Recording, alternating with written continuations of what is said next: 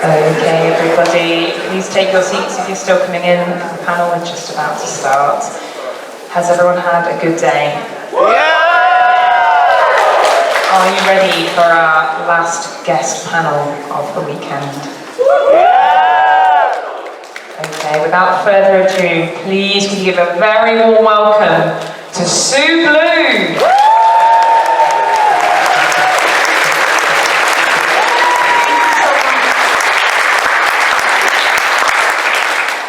Did you buy a lot of things? Yes! Yeah. The store is closed now, right? Yeah, that will be the last few people coming. So you had to come in here. Listen to my malarkey. Malarkey, is that? I think that's an English word. I think so. Malarkey. Yes. Awesome. I'm glad to be here, everyone. I really am. It's been a phenomenal weekend. I've just loved being in your country, but here I am to answer your questions and your questions the best I can.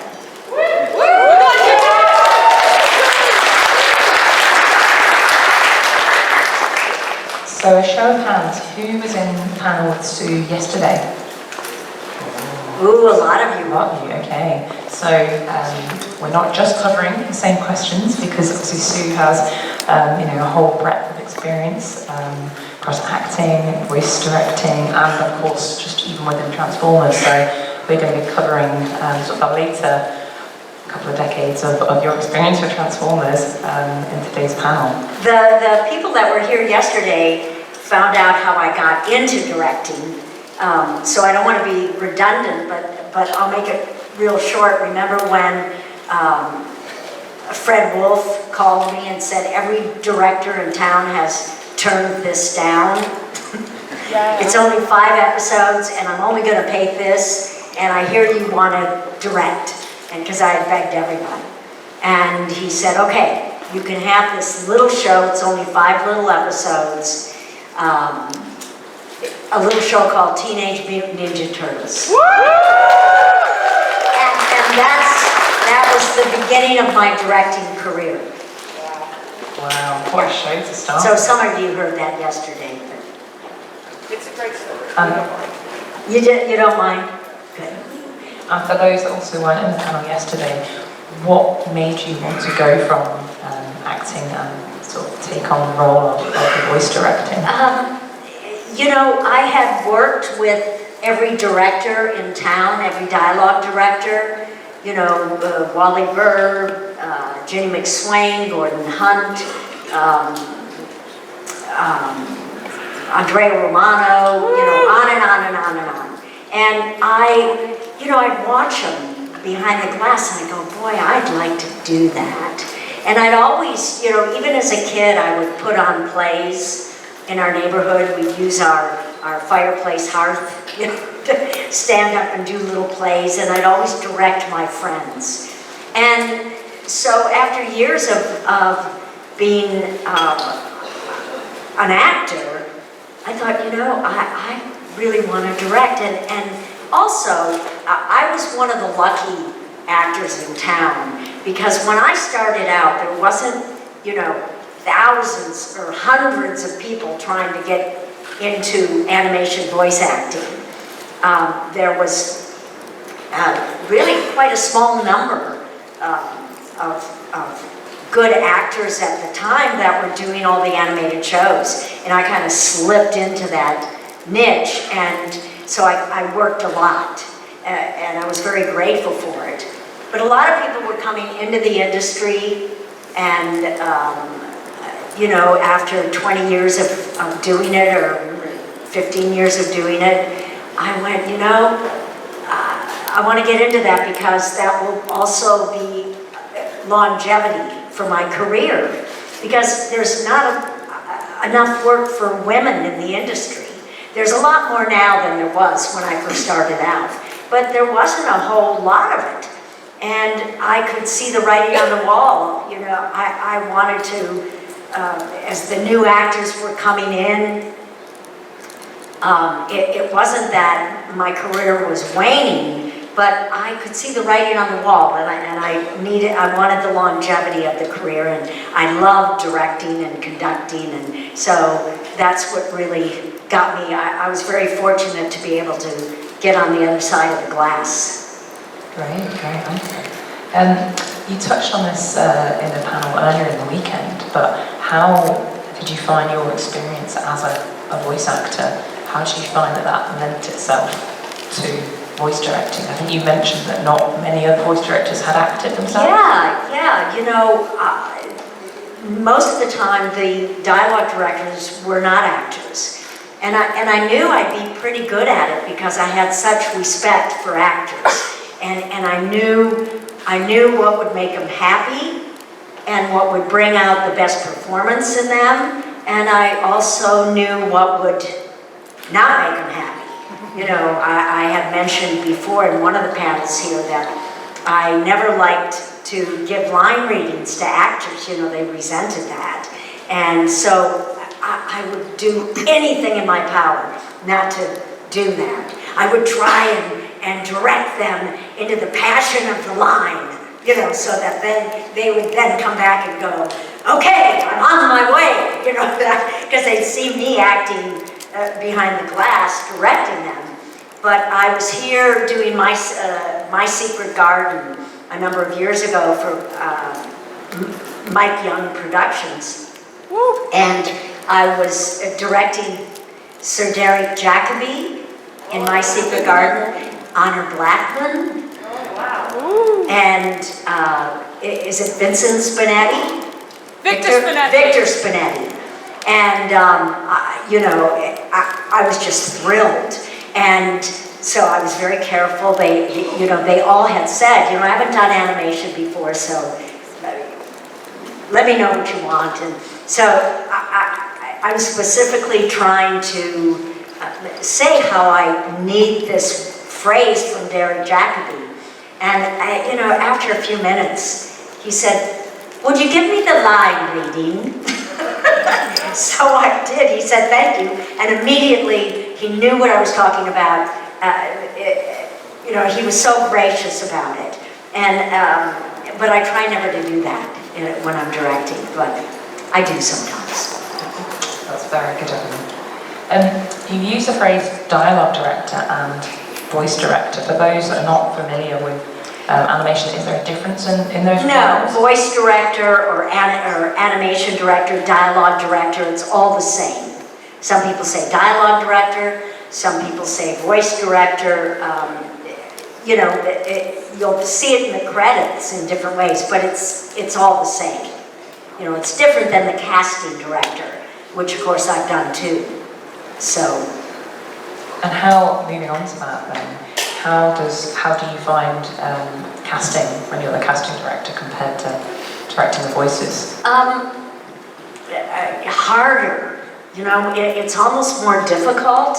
Tanya Themin and I, we cast a show that's on Amazon now, I think it's still running, called Lost in Oz, and it's a takeoff on The Wizard of Oz. It's really good. And it was one of the last shows I've cast. And, you know, it's very hard to please a group of writers, a group of producers, and a group of executives on one voice, you know, and you'll send them 10 voices out of 50 that we've heard per role, and one person likes that voice, another person likes that voice, another person likes that voice, and they'll come back and go, you know, everybody's not quite happy, so will you see more people? And so we'll have to go back to the drawing board and pick some more people, and you know, it could go on and on and on and become very laborious. And what'll happen in the end, they'll go back to the very first group of people I've sent them, and they'll go, we really like that person. But they have to exhaust everybody, you know, everybody around. Especially when I'll say, no, that is the best person. If I say that, this is the best person for the role, for sure that person will get the role. So I'm very careful not to say that. You know, I'm at their beck and call, but I like dialogue directing a lot more than casting a project. But I like that too, but not as much. Well, that answers what was going to be my next question, which was, when you're casting directors, do you make the ultimate call? But I'm assuming not, if that's the case. I won't cast a show that I don't direct. I you know, insist if I'm going to cast it, then I get to direct it.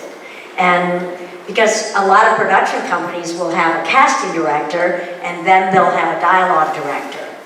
And I've come into shows that have been cast. I've come in as the dialogue director, but I don't want to cast the show and then walk away from the show and not direct it. It's just a personal thing with me. Yeah, that makes sense. Have you got any particular, obviously you've already given a great one there, of any anecdotes or examples of when you've been directing?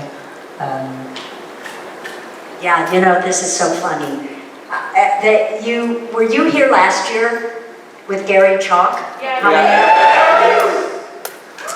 I was directing Gary in Vancouver on a show, and I don't think he'll mind this. He might, but anyway.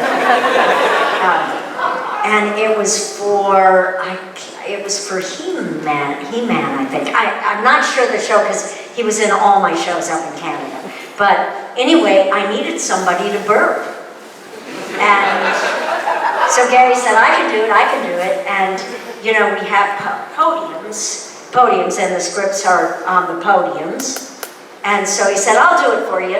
And so he took a big sip of Coca-Cola, and he belches out a big loogie on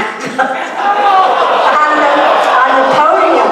Well, we were all hysterical. I mean, everybody, we didn't stop laughing he was so embarrassed. But it was one of those funny moments, you know. I needed somebody to burp, and he did. He delivered. Yeah, boy, he sure did. But Gary, he's a wonderful, wonderful actor, and very giving, and he's just great. He's just great. We've laughed about that for a long time. Amazing. Okay, so going back to, you spoke about Teenage Mutant Ninja Turtles was the first show small show you managed to work on in that role. Can you tell us then how you came to work on Transformers, on Beast Wars? Yeah, well, I had done RC in Generation 1 years before that. I can't really remember when I started directing. I can't remember the year. But I had done RC. And so after Teenage Mutant Ninja Turtles, and it was such a success, people from Hasbro called me and said, I hear you're directing now, and you know, would you like to go up to Vancouver and direct Beast Wars? It's a part of the Transformers. And I said, yeah, it'd be great. So I got that job. And of course, Beast Wars turned into this huge phenomenon. And that was how I got into Beast Wars. And then I did He-Man and you know, a bunch of others up there. Awesome. We had a panel earlier with David, so he was speaking about Beast Wars when he played Depth Charge. Yes. Anything you can share with us about David in particular? Well, he's phenomenal, he's a phenomenal actor. You know, it's not about voices, and he'll be the first one to tell you that. He is a consummate, trained actor. And all of us, you know, we didn't grow up going, I want to do voiceovers. You know, I want to play animated characters. Most of us grew up to be actors, you know, whether it's on the stage. I mean, he's a trained Shakespearean actor. He's incredible, and just happens to be able, with that big, looming, beautiful voice of his, to create all sorts of different characters because he's such a good actor. And I would always, you know, I'd use him on incidental roles. as well as his depth charge and different big roles, I would always depend on David to give me other incidental roles too, because he was so good. You know, you can't just be great at one thing. You have to be really good at a lot of different things when you're doing animation. Yeah, of course, that makes sense. Or the best at one thing, the very best at one thing. Now, tell us, for Beast Wars and I suppose and Beast Machines, how was it recorded? Was it kind of old school where everyone had, like you said, a podium? Was everyone in the studio together? Oh, it was great.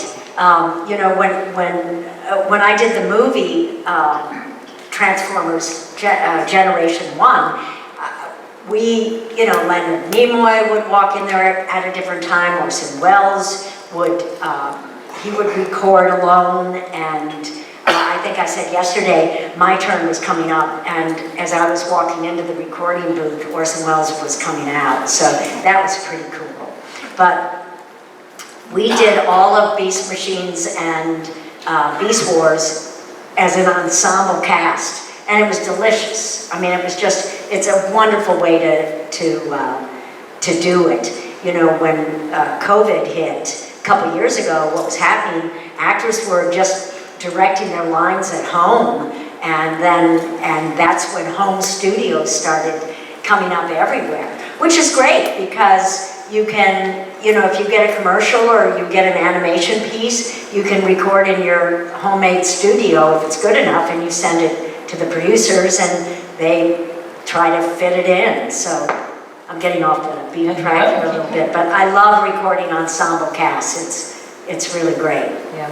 And does that decision come from you and your role, or would it come from yeah, most of the time, you know, I would say I really want, let's pick a day when all the actors, let's pick 4 hours when all the actors are available. You know, somebody might get sick, and then I'll pick up their lines at another time, but I will always try and find 4 hours where I can get those actors in a room, you know, Gary and Scott McNeil and, you know, those people. Yeah. And is there a difference in the way that you would direct a room compared to sort of one-on-one? Do you use any different tactics or? Yeah, you know, a lot of high-powered celebrities who want to do animation, they really don't want to record with the cast because they're not as good as animation actors. I mean, they're not used to working with, you know, when they come in a room and they're hearing everybody, you know, hey, how you doing? How are you doing? And, you know, they're out of their minds with nerves. And so when celebrities started doing animated characters, that's when really kind of voicing alone became prominent. But we would surround those celebrities, and they would do very well what they do, but we would surround those celebrities then with a really good cast of actors who could fill in all the other pieces. Yeah, that makes sense. I mean, I think certainly both Beast Wars and Beast Machines, I think it's really evident from watching it in the audience that the cast have got that chemistry together. I think you can see that. Oh yeah, it's a real family. You know, it becomes you're a real family with these guys, and you know, it's funny because I don't know if you did you get Magic School Bus up here? Yeah. That's a show that I directed from the get-go, and I didn't direct the very new one that I guess is on now, but I did the first 3-4 seasons, and Lily Tomlin, who was absolutely, as you know, phenomenal, but she was over at my house before we recorded because she said, you know, I make up my characters. I'm able to make them up. But when I see the character of Ms. Frizzle, you know, and it's already made up, how do I do her? You know, and so we really played around in my living room, and we were able to, she was able to come up with a character that just worked perfectly for her and for the show. So, you know, I just thought that would be interesting to tell you that. Yeah, absolutely. Do you ever get to help the actors in the room, trying to think how to phrase this, like shape the character's personality a little bit? Obviously it's not, you know, you don't write the character's personality, but the expression of them, do you keep that? Yes. You know, when you're doing a play, off-Broadway or on-Broadway or in, you know, London or whatever, you have weeks and weeks and weeks and weeks to rehearse that play and become so totally aware of your character. Whereas in animation acting, you have to come up with it right then and there. And so my job as a director is to, you know, they have an idea when they walk in the room how that, but the first week of recording, you know, I'll notice as the weeks progress how good that character is being flushed out and how more rounded that character is becoming, that we may go back and pick up some of the lines from the very first episode, or when we do all the tracks first, and then the artists will animate to our voices. So when the animation comes back, we may bring the actors back in the room to replace some of their dialogue because their characters are so much better after 13 weeks or whatever, that they'll come in and do ADR, if the production company can afford that. And ADR is for automatic dialogue replacement. Okay, I did not know that. Yeah. Great.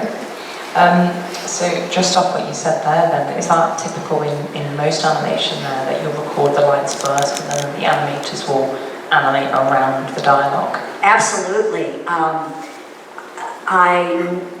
You know, if there are Japanese films that come back and have to be put into English, then you've got to try and match the mouth. But yeah, in all the shows that I've done, usually we do the dialogue track first and then it's animated afterwards. How many of you knew that?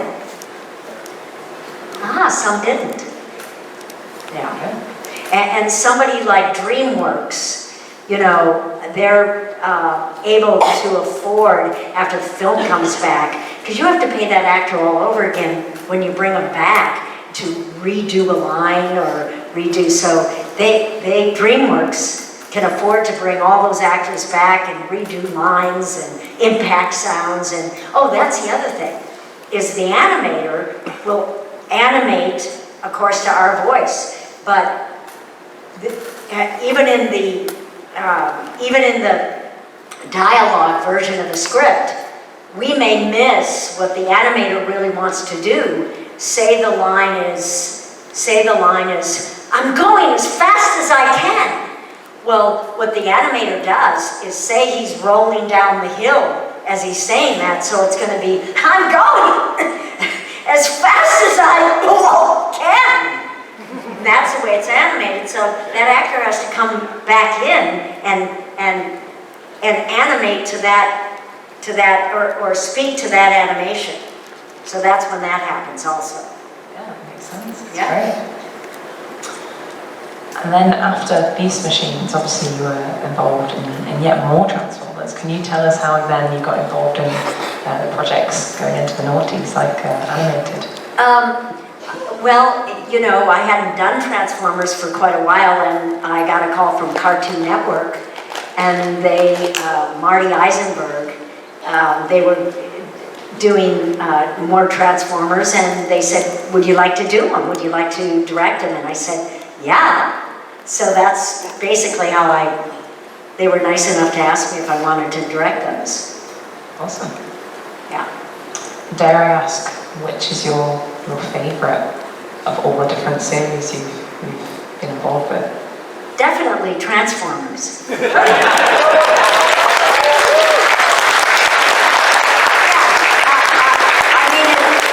Transformers really gave me a phenomenal career. for years and years. And, you know, I truly believe that. I loved being an actor on Transformers, and I loved directing the actors in Transformers. So it was just a full circle. The circle of love. That's great. Well, I think, needless to say, I think that all the projects, all the series that you've been involved with have been some of the most popular, certainly from the, like we were saying earlier, the chemistry between the characters, and you can tell that. Thank you. Yeah. Thank you. Thank you.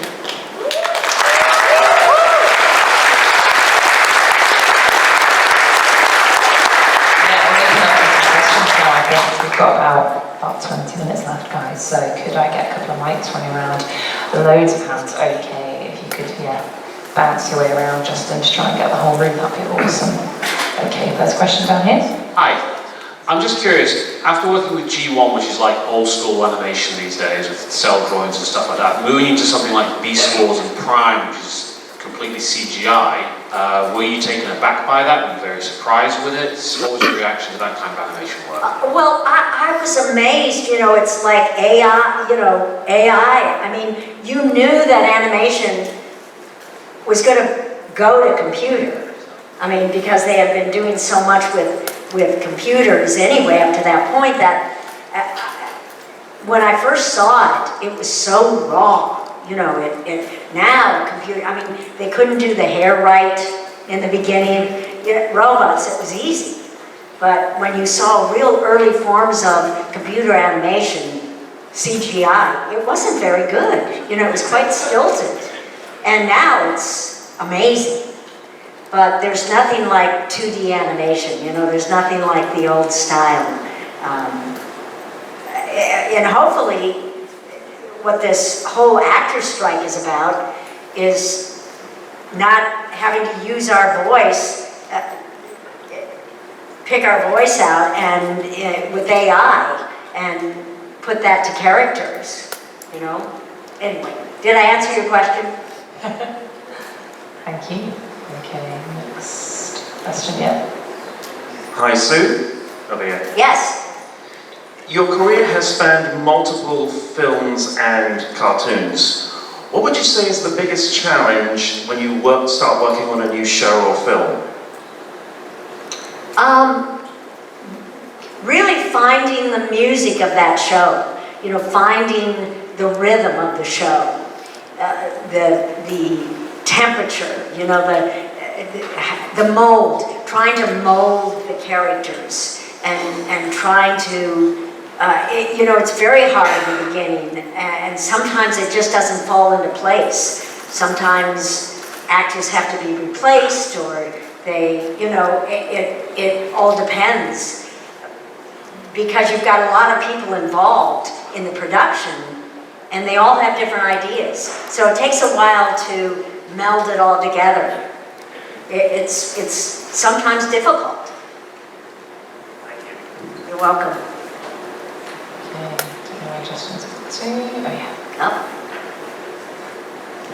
Hi. Sorry, I got one here. So this is a question just from an acting standpoint. A lot of actors find it difficult to go back and watch their own performances. Do you have anything like that where it comes to whether your own performances or performances you've directed? Do you ever find it difficult to go and watch those, say the television show or anything like that? Yeah, in the very beginning it was difficult for me. I realized that, and I think I mentioned this in one of the panels, that I had to be very careful of when you have people acting together, sometimes their rhythm can sound the same. I'm talking to you, and who are you? Well, I'm Jeff, and so that the rhythm sounds too similar. And I would occasionally get that in the beginning of my directing, where I had to learn that every actor had to have a different rhythm and a different speed to their voice, so that everything just didn't sound like that. And that was especially true with Beast Wars. All those characters had to sound differently because, especially the deep-voiced ones, you know, could sound very similar. And I had to find a nice separation between a lot of those deep-voiced robots. You know, Starscream, he was easy, but some of those other characters, you know, it was hard separating Megatron from Optimus Prime. They had the same depth in their voice, you know, at times. So I had to make sure they had different rhythms, or there was a real evilness to Megatron, where they were separated, you know? Yeah, good question. Right. Okay, one here. Oh, hi Sue, it's honestly word to meet you. Nice meeting you. Thank you. I just had a question.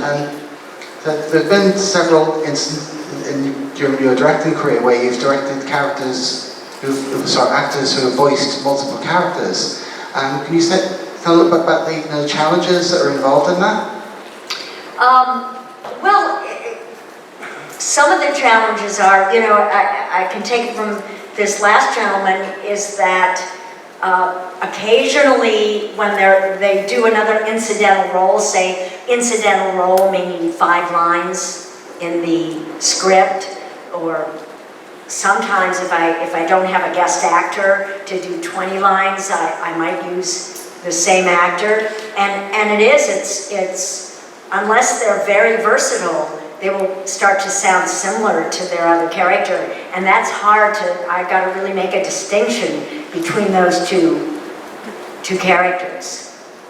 Yeah, it can be difficult sometimes, especially when you have a small cast and you can't afford to bring another actor in to play the guest role, and everybody's got to what's called double up on characters. You have to really be aware of that.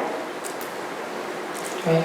Hi Sue, good to see you again. Hi. You made it all the way to the end. You might laugh at this, because obviously you're perfect at everything you do. But that being said... No, I'm not. I'm telling you before your question. Well, my question will relate to this. Have you ever recorded a part, you were confident, happy, it's in the can, it's ready to go, you've waited, it's finally been broadcast, and then you've looked at it and you thought, good God, that was terrible. Yeah. Question. Yeah. Yes, I have. Yeah. I can't exactly tell you what show that was, but there were times, you know, over at Hanna-Barbera, when I would do some shows. I used to love watching Scooby-Doo, and I worked with, as my little character, Flim Flam, worked with Vincent Price's character, Vincent Van Doel. Vincent Van... There you go, thank you. I would hear my performance and I would just go, oh my God, it's just terrible. But yeah, it would happen. It's going to be one. Yeah. Okay, got a question in the middle. Hi Sue, first of all, can I thank you? You've been wonderful this weekend. Oh, thank It's been a pleasure to listen to you.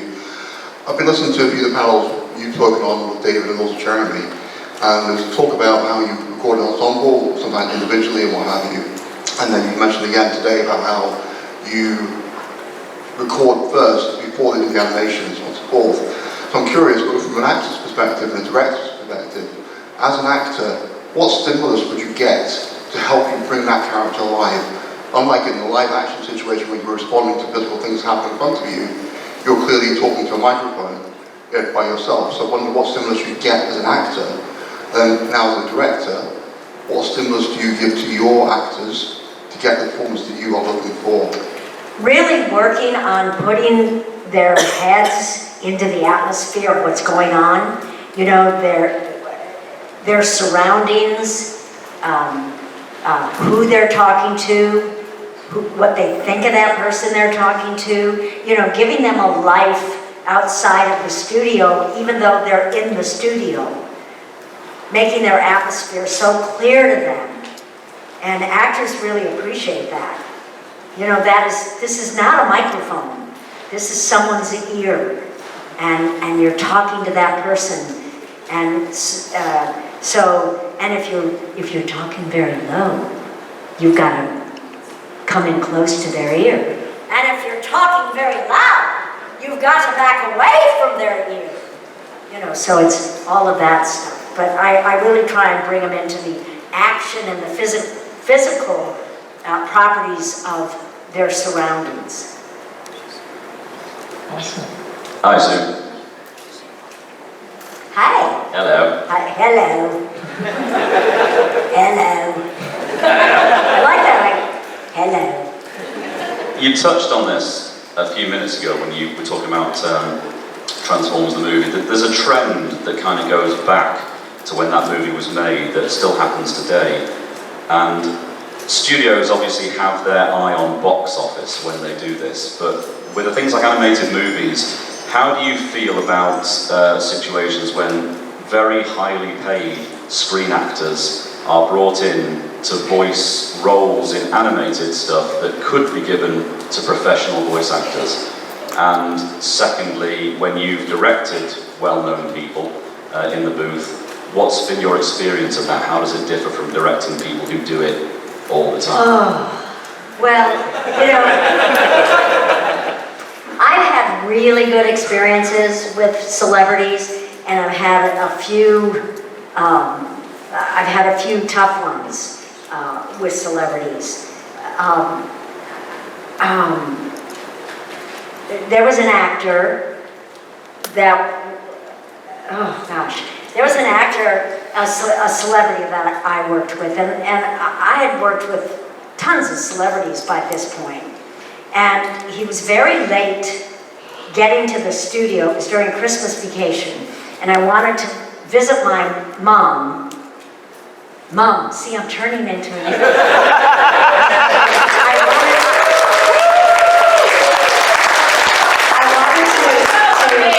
I wanted to spend Christmas with my family, but I had to stay in LA to record this actor. So we were in the studio, and there was makeup there because they were going to film him. He was 2 hours late, and we all were sitting around, and he finally comes in, and he's just miserable, right? He doesn't want to be there. He's in a terrible mood, and so I introduced myself, and it's like, you know, who the hell are you? And so I was trying to be very nice. And there was a line that he had to say, and the line was, "That's smarts." That's smarts. He says, "What does that mean, smart?" I said, "Well, that means that hurts." Well, I wouldn't say that as my character. I said, "Well, you might. Why don't we do one your way, and then please do the line the way it's written?" He said, "Well, I'm not going to do the line." And I had the talk back on, and I said, "Who is this guy?" And my engineer pointed that I had forgotten to take my finger off the button, and this guy just came after me. I mean, not physically, but walked out of the session. So the studio called me and said, "You have to come over here for a debriefing. I hear you said something that wasn't very nice." I said, "Yeah, I did. He wasn't very nice to me." "Well, you have to come over here." I said, "I'm not coming." "Well, then you're not going to direct Jeff Bridges." And Jeff happened to know me and wanted me and asked me to direct a session. And I knew that was going to happen. So I went, "Fine." And of course they called back and said, "Okay, Jeff wants you to direct." You know, and I felt like it broke my heart, you know, that somebody could treat a human being that way, and it just broke my heart.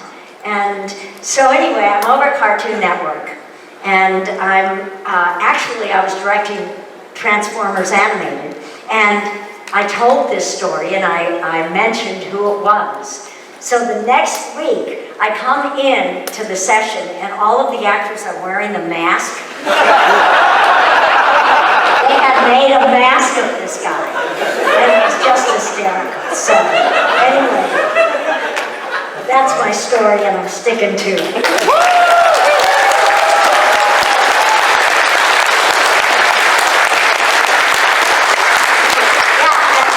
You know, at times until they trust you, the celebrities can be occasionally a little rough around the edges, a little tough, but I, for the most part, really had a good experience with directing celebrities. But yes, it breaks my heart because box office is always important, and there are people that might be better for that job. I can talk about it now because he's gone. Jerry Lewis, on Clifford, the big red dog movie that I directed, we needed, Jerry Lewis was hired to play the role, and so I flew to Las Vegas where he lived to direct him, and you know, he was not happy being there, he didn't want to be there, and we ended up coming back to Los Angeles directing a good voiceover actor, and we replaced his lines. Oh, Clifford, the big red dog. well, I'm glad to hear that sometimes that happens that way around. Awesome. Okay, we've got another question. Yeah? Hi, Sue. Hi. Now that we've dished the dirt and all those big screen deals. We did, didn't we? Delicious. I think you're in good company here when we say that, you know, voice actors are a very special breed, and we love you all.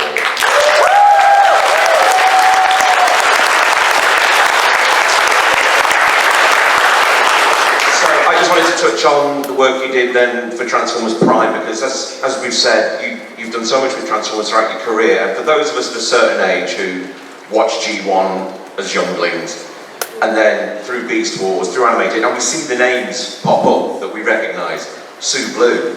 Oh, Aunt RC's there. This is going to be good. It's following through. So for a lot of us then, when Prime comes around, and Peter Cullen is back as Optimus Prime, and Frank Welker is back as Megatron, what was that like for you, you know, coming back to old family again? Can you tell us a little bit about that? Yeah, you mean to direct another RC? To direct, you know, the guys that you worked with in the 80s, you know, and now, you know, all the fun you had then, and then coming back all these years later, and, hey guys. Peter and Frank, I mean, they, you know, they're my dear friends, and it was just great being able to work with them, and they really just showed me such kindness as a director, and you know, there's not much I had to do with them. You know, I might have said to Peter, you know, watch your clarity. I'm losing a little bit of the line. Or speed them up a little bit, or, you know, whatever. But they were great to work with. They were great to work with. Awesome. And yeah. It's funny because I was unable to finish that particular show because I became ill, but I'm fine now. But I became ill and I couldn't finish that show. So I think Janie Thomason or somebody had to come in and do it. But yeah, no, they're great. They're great. Okay, we've got a question here. Hi there.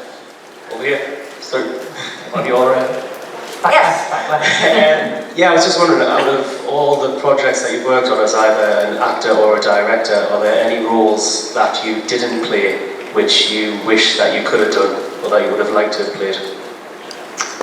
Any of them, any role that I auditioned for? No, any role that you didn't play on any of the projects you've worked on that you think you would have been great at or wished you could have played? Oh, no. Because I think I said yesterday, you know, I mean, I would always cast a woman.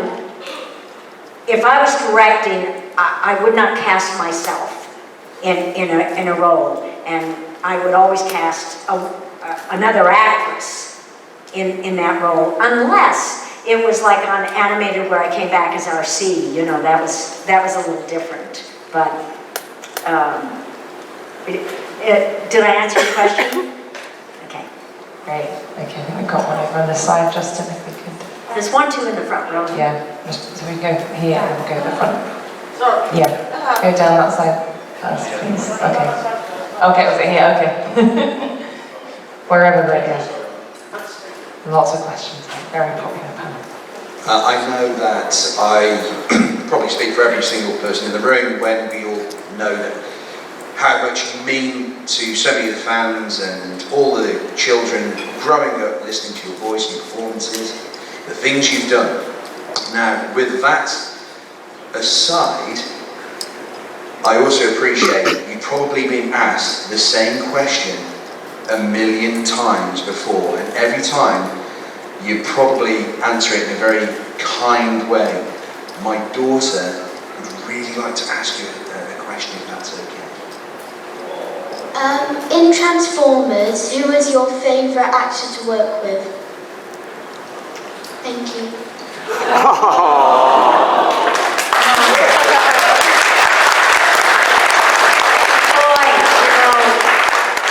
That is such a good question, and a really tough question, because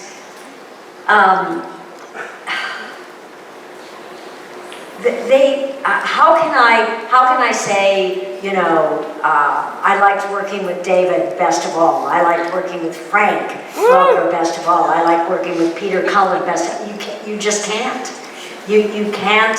I can't say who I liked working better with, because they're all individuals with just a ton of talent, and I love working with them all.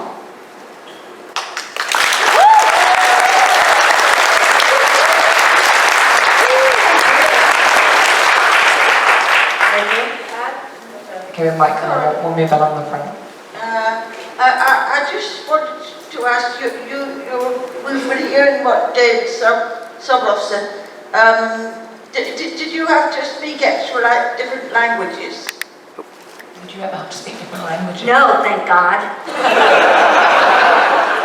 No, I never had to, and they never would have hired me to do it. You know, I mean, listen to my English accent. Not very good. Julia Childs, you know.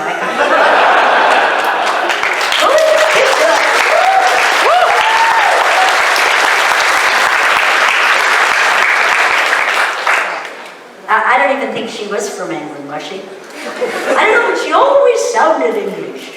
You take a couple of braised pigeons, add a little vino.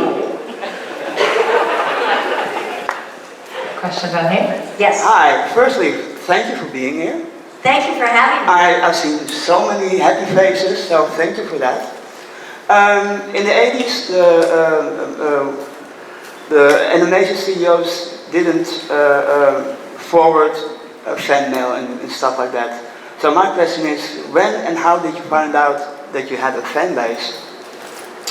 How did I find out that I had a fan base? You know, I don't know. All of a sudden, and I get a lot of fan mail at home, and this is interesting because somebody said to me, oh, I see they're, on eBay, they're selling something you've signed. Well, you know, so we went on eBay, and all of a sudden, all of the things I've sent, you know, in the mail from my home are being sold on eBay. And I went, that's not right.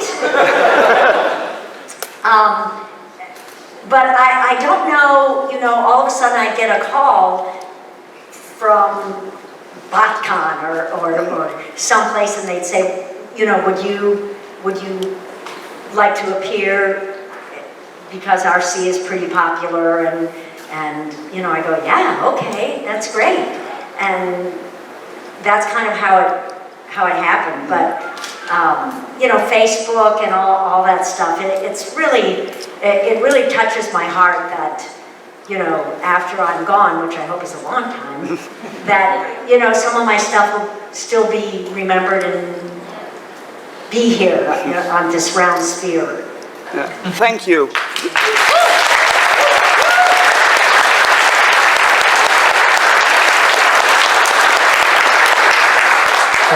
got time for one last question. Okay, out of all the Transformers, besides RC, who is your favorite character? Besides RC, actually a little character named Stanley the Ugly Duckling. Yes. was my very favorite character to play, of any character I've ever played. I think you can look it up on the internet. It was one show, and I play Stanley the Ugly Duckling, and it has stuck with me all these years. That's my favorite character. Thank you. Yeah. Awesome.